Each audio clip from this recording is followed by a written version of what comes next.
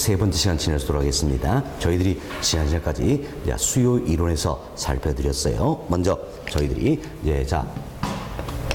부동산 수요다, 부동산 수요량이다, 이 용어 정리를 했었죠. 왜냐하면서 부동산 수요라는 것은 부동산의 가격 또는 임료에 대응해서 구매 또는 임차고자 욕구, 즉 구매 또는 임차고자 의도하는 양을 말한다 그랬습니다. 반면 수요량이라는 특정한 가격 또는 임료수에 대응해서 구매 또는 임차고자 의도하는 양을 말한다. 그래서 용어 정리를 해드렸고, 다음 부동산 수요량에 내포된 의미를 살펴드렸습니다. 먼저 수요는 본질적으로 유리한 개념이라 그랬죠. 그렇지만 부동산만큼은 유리한 수요뿐만 아니라 저리한 수요 분석도 이루어져야 된다는 겁니다.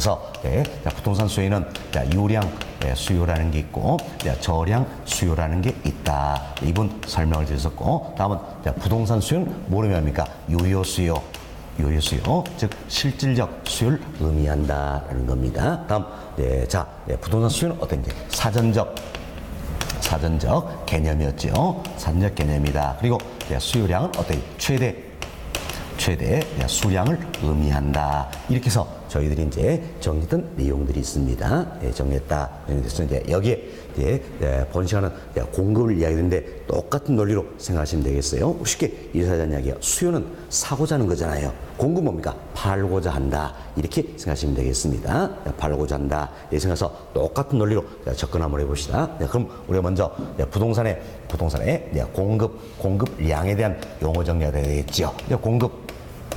공급량이다. 여기에 대한 용어를 정리해보자는 겁니다. 그때 보세요. 이제 부동산의 모든 가격이다. 또는 임료, 여기에 대응해서 이제 공급이니까 팔고자 하는 거지요. 자, 판매 또는 임대차에서는 뭐가 됩니까? 이제 임대가 되겠지요. 임대. 부동산의 가격 또는 임료에 대응해서 판매 또는 임대하고자 하는 욕구가 있다는 이야기예요. 결국 판매 또는 임대하고자 의도하는 양이 있다는 겁니다. 이걸 가려서 우리가 뭡니까? 부동산 공급이다 표현할 수 있겠지요. 다음은 특정한 가격이나 임료에 대응해서 판매 또는 임대하고자 의도하는 양이 있다는 이야기예요. 이게 바로 뭡니까? 부동산 공급량이 된다. 이렇게 정리하시면 되겠습니다.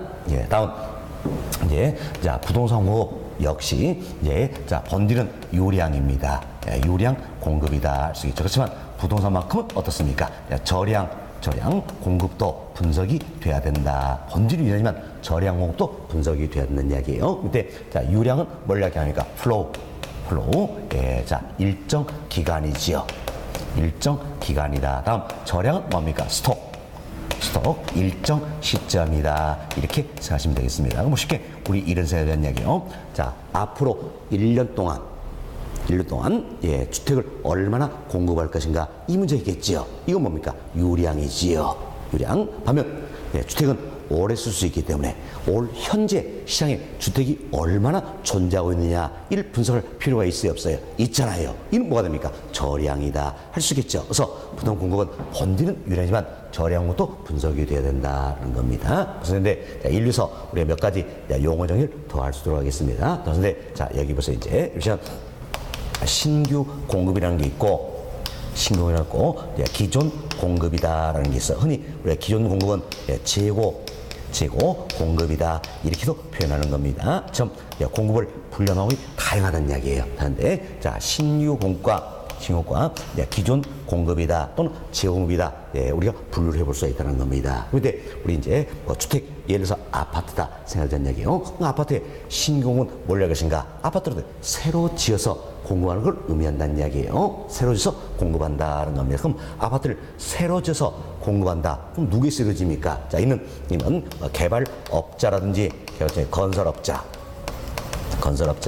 이와 같은 생산자에 의해서 이루어진다 할 수 있겠지요. 그렇죠? 반면 기존 공급입니다. 기존 공급은 뭐라고 생각하잖아요. 내가 아파트 하나를 가지고 있다는 이야기예요. 그럼 가지고 있는 아파트를 팔기 위해서 시장에 내놓을 수 있어요, 없어요? 있잖아요. 이게 바로 뭡니까? 기존 공급이에요. 그럼 기존 공급은 누구에서 이루어집니까? 바로 기존의 기존의 부동산 소유자에 의해서 이루어진다. 이렇게 보시면 되겠어요. 기존 부동산 소유자에서 이루어진다는 이야기예요. 이처럼 부동산 공급에는 신규공급뿐만이 아니라 기존 공급도 있기 때문에 부동산 공급자는 생산자만 해당되는 게 아니란 이야기예요. 물론 생산자도, 즉 개발업자나 건설업자 이와 같은 생산자도 공급자가 되겠지만 기존 부동산의 소유자도 공급자가 될 수 있어요, 없어요? 있다란 이야기예요. 있다. 자, 결국 부동산 공급은 신규뿐만 아니라 기존 공급도 있기 때문에 부동산 공급자에는 생산자뿐만 아니라 기존 부동산의 소유자도 해당이 된다. 이렇게 생각하시면 되겠습니다. 됐습니다. 자, 이리 보시고, 자, 다음은 여기 보세요. 이제 우리가 단기 공급과 장기 공급으로 또 공급을 구분할 수가 있다라는 겁니다. 근데 여러분 먼저 여기선 단기, 장기 여기는 용어부터 정리해 두셔야 되는 겁니다. 그런데 흔히 우리가 금융상품이다 이 같은 경우에는 1년 기준에서 만기 1년 이내면 단기, 만기 1년 넘어서면 장기 이렇게 구분하는 견해도 있고 또 2년을 기준해서 구분하는 견해도 있는 겁니다. 그렇지만 부동산 학문에서 이야기하는 단기, 장기는 1년, 2년 이런 개념이 아니에요. 이런 개념이 아니에요. 그럼 이제 어떻게 구분하시는가? 자, 보세요. 이제 단기는 이것은 신규 공급이 이루어질 수 없는 짧은 기간을 이야기하는 겁니다. 이게 단기예요. 단기. 그럼 자, 단기적으로는 신규 공급은 이루어질 수 있어요, 없어요? 없다라는 겁니다. 없다. 그럼 결국 단기는 오로지 뭐만 존재합니까? 기존 공급. 기존 공급. 단기 공급은 결국 기존 공급을 의미한다. 생각하시고 다음 장기는요. 자, 부동산 학문에서 의미하는 장기란 개념은 신규 공급이 가능한 충분히 긴 기간을 뜻하는 겁니다. 그럼 자, 장기는 신규 공급이 이루어질 수 있어요, 없어요? 있지요. 있죠. 따라서 장기 공급은 뭐를 의미합니까? 신규 공급을 의미한다. 이렇게 생각하시면 되는 겁니다. 그래서 부동산 학문에서 여러분이 단기, 장기 이걸 앞으로 우리가 구분한 내용들이 많이 나옵니다. 많은데 단기, 장기는 어떻게 한다? 신규 공급이 이룰 수 있냐 없냐 이 차이란 이야기예요. 그래서 신규 공급이 이룰 수 없을 정도의 짧은 기간이 뭡니까? 단기. 신규가 가능한 충분히 긴 기간이 뭡니까? 장기. 이렇게 생각하시면 되겠습니다. 그래서 우리 이제 시장 분석을 하기도 한데 쭉 분석하다 여기에 신규 공급이 이렇게 나온다는 이야기야. 신규 공급이 이루어진다는 이야기. 그럼 지금 신규 공급이 이룰 수 없는 짧은 기간 여기까지가 뭐가 됩니까? 단기. 다음 신규 가능한 충분히 긴 기간 이게 뭐가 됩니까? 장기. 그래서 신규 공급이 이룰 수 있냐 없냐 이걸로 구분한다. 이렇게 생각하시면 되겠습니다. 됐습니다. 자, 그리고 이제 단기 공급은 뭘 의미합니까? 기존 공급을 의미한다. 장기 공급은 신규 공급을 의미한다라는 겁니다. 그래서 오늘 우리가 이 내용을 배웠어요. 자, 신규택 공급량이다. 그럼 신규 공급은 유량이었습니까? 저량이었습니까? 유량이었지요. 유량. 결국은 장기 공급은 뭘 의미합니까? 유량을 의미한다. 이렇게 보시면 되겠네요. 다음 주택 재고량이다. 자, 이는 뭘 이야기했습니까? 저량. 따라서 기존 공급, 단기 공급은 뭘 이야기합니까? 저량을 의미한다. 이렇게 생각하시면 되겠습니다. 그럼 자, 이 내용을 토대로 해서 우리가 이제 연결시켜보자는 이야기야. 그래서 이제 부동산 공급에는 본질은 유량이지만 저량 공급도 분석이 된다 그랬지요. 된다. 그래서 유량 공급은 그럼 뭘 이야기하신가? 바로 플로우죠. 그래서 일정 기간 동안에 자, 유량이니까 뭘 이야기한다? 신규 공급.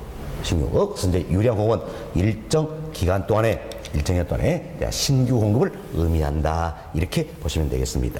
자, 일정 기간 동안에 신규 공급을 의미한다. 이건 결국 이제 장기의 개념이 되겠지요. 다음 저량 공급입니다. 자, 저량 공급은 뭘 의미합니까? 일정 시점에서의 뭘 의미한다? 기존 공급을 의미한다는 이야기예요. 기존 공급을 의미한다는 겁니다.